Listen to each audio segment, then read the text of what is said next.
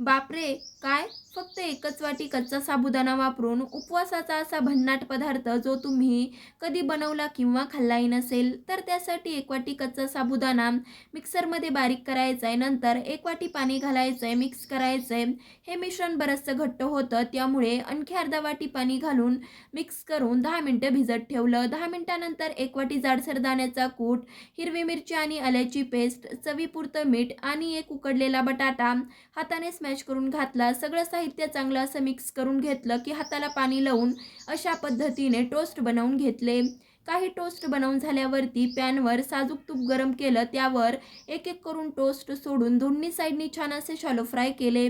तुम्ही कधी अशा पद्धतीने उपवासाचे साबुदाणा टोस्ट बनवले आहेत का? नसतील बनवले तर येणाऱ्या महाशिवरात्रीला नक्कीच बनवा. कसे वाटले कमेंट करून सांगा. लाईक, शेअर, सबस्क्राईब देखील नक्कीच करा. धन्यवाद.